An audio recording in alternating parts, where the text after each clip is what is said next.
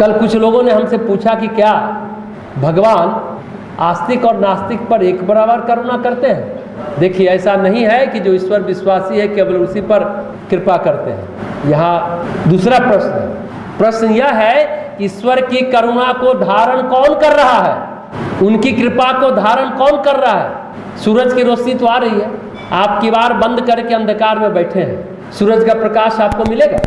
नहीं मिलेगा। यही बात, उनकी कृपा, उनकी करुणा, उनके अनुदानों की वर्षा तो हो रही है। क्या हम उसे धारण कर रहे हैं?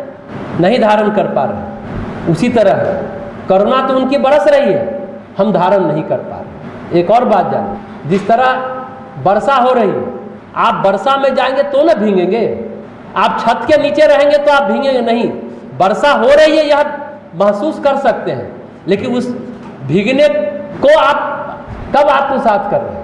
नहीं कर पा रहे। ईश्वर की करुणा सब पर बरसती है। हाँ, नास्तिक जो होते हैं उनका ध्यान ईश्वर की ओर उन्मुख नहीं होता है, लेकिन जो आस्तिक होते हैं वो ईश्वर की ओर उन्मुख होते हैं तो उनकी करुणा को ज़्यादा धारण कर पाते, उनकी कृपा को ज़्यादा धारण कर पाते। जो उन्मुख है, जो जागृत है, जो उनसे जुड़ता है, उनसे अपने को कनेक्ट करता है, वो उनकी कृपा को ज़्यादा धारण कर पाता है। ईश्वर की करुणा इतनी है कि आप समझ नहीं सकते।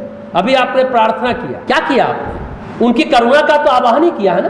प्रार्थना में जब हम भावनाओं की गहराई से, मानसिक एकाग्रता से, विह्वल भाव से पुकारते हैं तो हम अपने आप को कॉन्शसनेस के शिखर पर खड़े हो जाते हैं। टॉप ऑफ कॉन्शसनेस, चेतना के शिखर पर होते हैं। फिर आप भगवान को छू सकते हैं, भगवान का एहसास हो सकता है, भगवान को आप महसूस कर सकते हैं। इसलिए प्रार्थना के समय जरूर आया कीजिए। प्रार्थना छूटता है तो आप भगवान की चेतना को महसूस करने के अवसर से वंचित हो जाते हैं। आप चेतना के शिखर पर होते हैं, अंदर का मल निर्मल हो जाता है, सारे टॉक्सिन, सारे जहर, सारी बीमारियां दूर होती हैं। अगर सचमुच आप 10 मिनट प्रतिदिन प्रार्थना करिए ना, अंतर मन की गहराई से पुकार लगाइए ना, मन साफ होगा, स्वच्छ होगा तो फिर सब कुछ होता चला जाएगा। बरसात हो रही, अगर आप कमरे में है तो सिर्फ ठंडक मिलेगी आपको, लेकिन अगर छत पर चले जाएंगे तो बरसात का ज्यादा आनंद उठाएंगे, भीगेंगे। प्रार्थना के समय आदमी अपनी चेतना के छत पर होता है, शिखर पर होता है, भगवान के करुणा से भीगता है, अपने पिक पर होता है। जब आप प्रार्थना करते हैं, पिक ऑफ कॉन्शसनेस, फिर वो प्रभु की कृपा से और करुणा से भीग जाता है। भगवान तो सबके लिए, चाहे वो अहंकारी हो, उसको भी करुणा मिलती है। ये हवा, ये पानी, ये क्या है? भगवान की करुणा ही तो है। ये सबको तो मिल ही रही है ना।